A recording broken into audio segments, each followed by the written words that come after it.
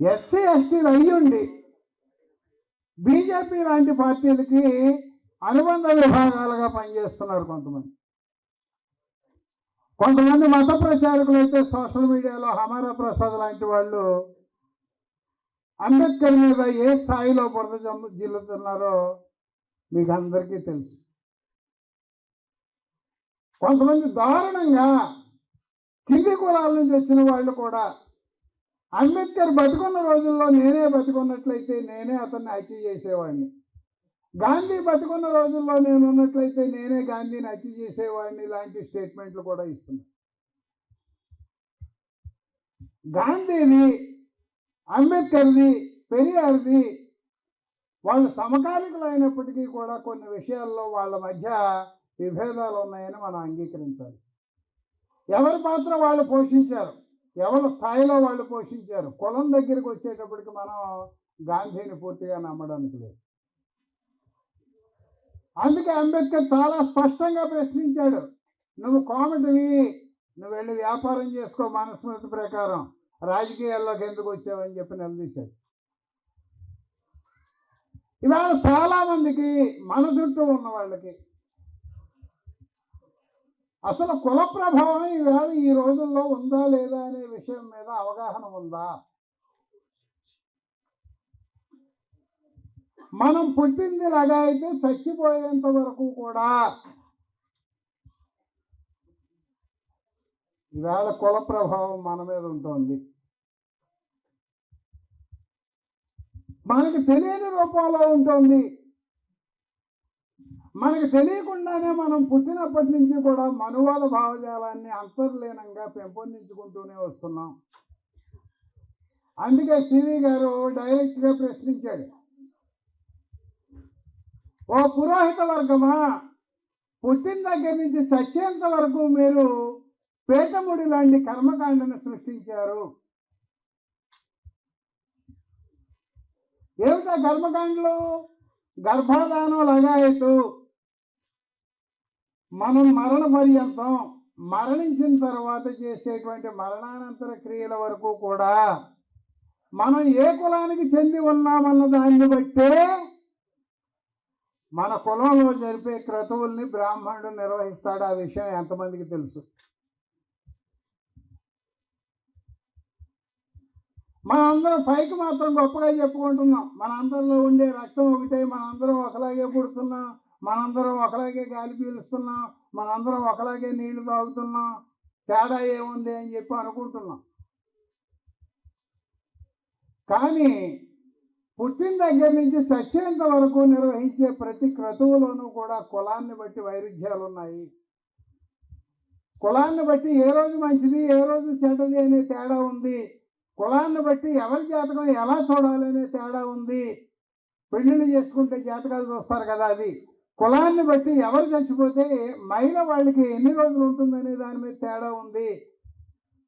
ఎవరైనా ఇంట్లో చచ్చిపోతే వాళ్ళు పంతుని ఏ రకంగా నిర్వహించాలనే విషయం మీద కూడా కులాన్ని బట్టి తేడా ఉంది. ఆ మాటకు వస్తే చచ్చిపోయిన వాళ్ళ కులాన్ని బట్టి మరణానంతర క్రతువులు నిర్వహించడానికి ప్రతి కులానికి కూడా ఒక్కో పుస్తకం ఉంది. అన్ని కులాల వాళ్ళకి ఒకలా జరపడానికి వీళ్ళే. ఎవరైనా బ్రాహ్మణుడి ఇంట్లో ఎవరైనా చచ్చిపోతే వాళ్ళకి 10 రోజుల మైల, క్షత్రియుల ఇంట్లో చచ్చిపోతే 11 రోజుల మైల, వైశ్యుల ఇంట్లో చచ్చిపోతే 12 రోజుల మైల, శూద్రుల ఇంట్లో చచ్చిపోతే 15 రోజుల మైల. అంటరాని వాళ్ళ గురించి చెప్పేటువంటి ధర్మశాస్త్రం ఏమీ లేదు.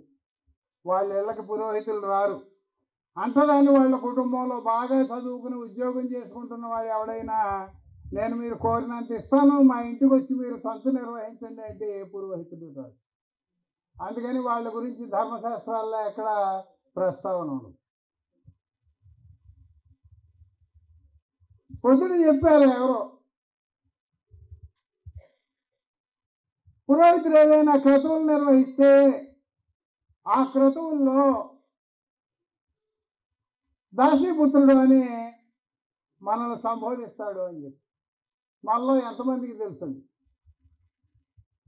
శ్రీ గోవింద గోవింద గోవింద శ్రీ మహావిష్ణురాజ్ఞేయ ప్రవర్తమానస్య ఆద్య బ్రహ్మణో ద్వితీయ పరార్థే శ్వేతావరాహకల్పే వయస్సు మన్వంతరే కలియుగే ప్రథమ పాదే జంబూద్వీపే భరతవర్షే భరతఖండే మేరో దక్షిణ దిగ్భాగే శ్రీశైలస్య కృష్ణా గోదావరి మధ్యదేశే సమస్త దేవత హరిహర సన్నిధౌ అస్మిన్ వర్తమాన వ్యవహార చంద్రమానేన అని చెప్పి ఆగుతాడు.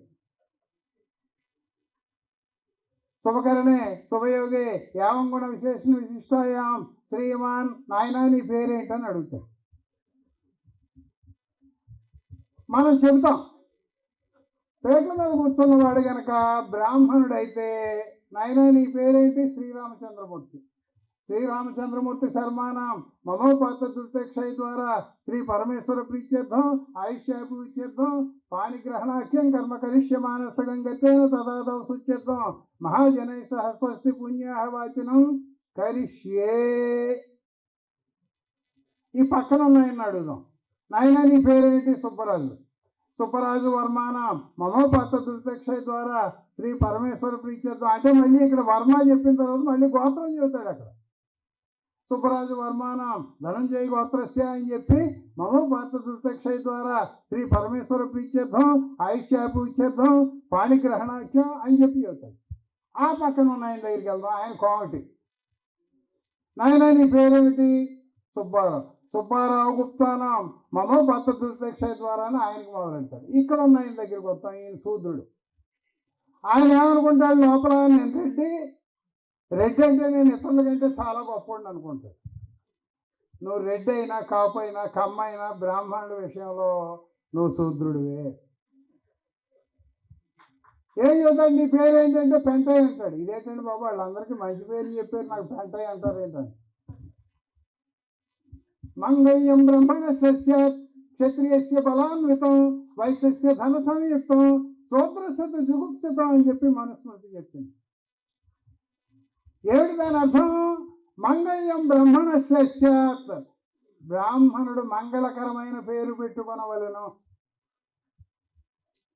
క్షత్రియస్య బలాన్వితం, క్షత్రియుడు బలసూచకమైన పేరు పెట్టుకొనవలెను. వైశ్యస్య ధన సంయుక్తం, వైశ్యుడు ధనసూచకమైన పేరు పెట్టుకొనవలెను.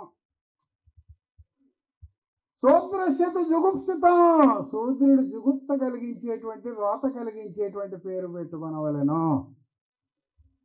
పెంటయ్య, పొల్లయ్య, వెర్రియ్య, నల్లయ్య, కొండయ్య ఇలాంటి పేర్లు ఎక్కడ అగ్రకులాల్లో కనిపించవు. ఒకసారి మీరు భూతద్దం పెట్టి ఎత్తుక్కోండి కావాలంటే. కింది కులాల్లోనే ఉంటాయి. ఏంటో నీకు పెంటయ్య అని ఎందుకు పేరు పెట్టారంటే పిల్లలు పుట్టి చచ్చిపోతున్నారని చెప్పి మా అమ్మ నన్ను పెంట మీద ఇడిచిందటండి, అందుకు పెంటయ్య అని పెట్టారు. పొల్లయ్య అని పేరు ఎందుకు పెట్టారు అంటే తినేసిన ఆకుల్ని మనం అరిటాకుల్లో భోజనం చేసి ఆకును పడేస్తే దాన్ని పొల్లాకు అంటారు. అటువంటి ఆకుల్ని పెంట మీద పడేసిన తర్వాత ఆకుల మీద ఇడిస్తే పొల్లయ్య అని పేరు పెట్టేవారు పూర్వం. ఇవన్నీ కూడా కింది కులాల్లోనే కనిపిస్తాయి మనకి.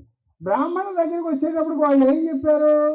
అధ్యాపనం అధ్యయనం యజనం యాజనం తదాధానం ప్రతిగ్రహం చేయవ బ్రాహ్మణానం కల్పయతు అని చెప్పారు. చదువుకునే హక్కు, చదువు చెప్పే హక్కు, యజ్ఞాలు చేసే హక్కు, చేయించే హక్కు, దానాలు పుచ్చుకునే హక్కు బ్రాహ్మణులని చెప్పారు. దానాలు పుచ్చుకునే హక్కు రావాలి అంటే బ్రాహ్మణుడికి జంధ్యం వేయాలి. దాన్నే ఉపనయనం అంటాం. ఉపనయనం పేరు మీద ఏం చేస్తారు? జంధ్యం వేస్తారు. ఆ జంధ్యం వల్ల ఉపయోగం ఏమైనా ఉందంటే బ్రాహ్మణులైతే దానాలు పుచ్చుకోవడానికి, ఇతర కులాల వాళ్ళకైతే వీపు కొట్టుకోవడానికి తప్ప ఇంకెందుకు పనిచేయాలి.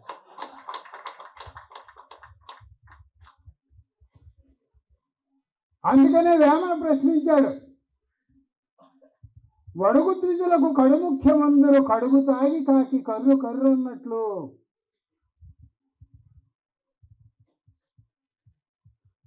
అక్కడితో ఆగలేదైనా. నినగన్న తల్లి పినతల్లి పెద్ద తల్లి, నీ తండ్రి తల్లి తాత తల్లి ఎల్లసూత్రులేరి ఏటి బాపడు తానని ప్రశ్నించాడు వేమన. ఎంత పెద్ద కులం అని చెప్పుకున్నప్పటికీ కూడా బ్రాహ్మణ క్షత్రియ వైశ్య కులాల్లో ఉన్న స్త్రీలు కూడా శూద్రుల లెక్కే. శూద్రులకు ఉపనయన అర్హత లేదు, శూద్రులకు చదువుకునే హక్కు లేదు. కాబట్టి వాళ్ళు కూడా శూద్రులు లెక్కే, శూద్రులతో సమానం. కాబట్టి బ్రాహ్మణ కులంలో పుట్టినటువంటి స్త్రీలకు కూడా జంజం వేసుకునే అర్హత లేదని చెప్పారు. మరి జంజం వేసుకునే అర్హత లేని స్త్రీకి పుట్టిన వాడవే కదా నువ్వు కూడా. నీ తల్లికి జంజం లేదు, నీ తల్లికి జంజం లేదు, నీ తల్లికి జంజం లేదు, నీ తల్లికి జంజం లేదు. వాళ్ళకి పుట్టిన నీకు జంజం వేసుకుని నేను ద్విజుడిని అని ఎలా చెబుతావు? ద్విజుడు అంటే ఏంటి? 2 జన్మలు ఎత్తినవాడు అని అర్థం అంట. ద్విజ అంటే 2 జాలని అర్థం. 2 జాలంటే 2 జన్మలు ఎత్తినవాడు అని అర్థం. మరి వాళ్ళందరూ ఒక జన్మ ఎత్తిన వాళ్ళైతే వాళ్ళకి పుట్టిన నీవు 2 జన్మలు ఎందుకు ఎత్తావురా అబ్బాయి? ఎలా ఎత్తావు నువ్వు అని? పోగుతోనే తాను భూసురుడైనతో పోగుతోనే ఆగిపోయినలా పలుపు వేసుకున్న పరమేశ్వరుడు కాదే అంటాడు. నువ్వు దోళ్ళ కర్మ ఇంత లావుతాడు, నువ్వు సన్నగా దారం కట్టుకుంటేనే 2 సార్లు జన్మలు ఎత్తిన వాడు అవుతున్నావు కదా, ఈ భూమి మీద దేవుడితో సమానుడు అవుతున్నావు కదా. మరి అటువంటిప్పుడు జంజంతో ఆగిపోవడం ఎందుకు? పలుపుతాడు కట్టుకోరా నాయన, నువ్వు ఏకంగా డైరెక్ట్గా దేవుడికి సమానం అవుతావు అని చెప్పి. ఇక్కడికి వచ్చేటప్పటికి మంత్రాల్లో ఏం చెబుతున్నాడు? నాయన నీ పేరు ఏంటంటే పెంటయ్య అంటున్నాడు. పెంటయ్య అంటే అక్కడ అర్థం ఏంటి? పెంటయ్యకి ఏం చెబుతున్నాడు? పెంటయ్య దాసాన మమోపాత దూతక్షయ ద్వారా శ్రీ పరమేశ్వర ప్రీత్యర్థం ఆయుష్యాభివృద్ధ్యర్థం పాణిగ్రహణాఖ్యం కర్మ కరిష్యమానస్థం గతేన తదాదో సూచ్యర్థం అని చెబుతున్నాడు. మనకి మిగతా అన్నీ అర్థమవుతాయో లేదో కానీ కొన్ని అక్కడక్కడ తెలుస్తూ ఉంటాయి, మనం నిత్యము గమనిస్తూ ఉంటాం. కాబట్టి ఇక్కడ ఈ దాసానాం దగ్గరికి వచ్చేటప్పటికి అర్థం చెప్పి మనకు తెలిసే విషయాల్లో కలిసి పెంటయ్య దాసానాం అని చెప్పి మంత్రం నెమ్మదిగా చెబుతాను, ఒకసారి ఆకలింపు చేసుకోవడానికి ప్రయత్నం చేయండి. పెంటయ్య దాసానాం మమోపాత దుర్దక్షయ ద్వారా శ్రీ పరమేశ్వర ప్రీత్యర్థం ఆయుష్యాభివృద్ధ్యర్థం పాణిగ్రహణాఖ్యం కర్మ కరిష్యమానంగస్తేన అని చెబుతాడు. పెంటయ్య దాసానం, పెంటయ్య అని పిలువబడే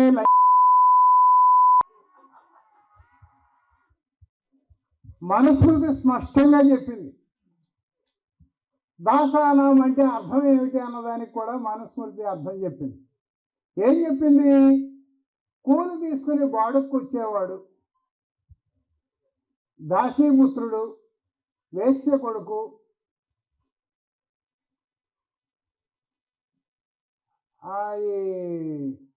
పూర్వం బానిసగా వచ్చేవారు జనం, బానిసగా కొనుక్కునేవారు. బానిసగా కొనుక్కున్న వ్యక్తి వీళ్ళందరూ కూడా దాసీపుత్రులు అవుతారు. అందుకే కవిచౌడప్ప అన్నాడు, కుండిన గుడి రంజల ప్రజల మనసు రాజిల్లదు ఆ నేల సృజించే కంజజుడుల కుంద వరపు కవిచౌడప్ప అన్నాడే. ఇక్కడ దీని అర్థం ఏమిటి?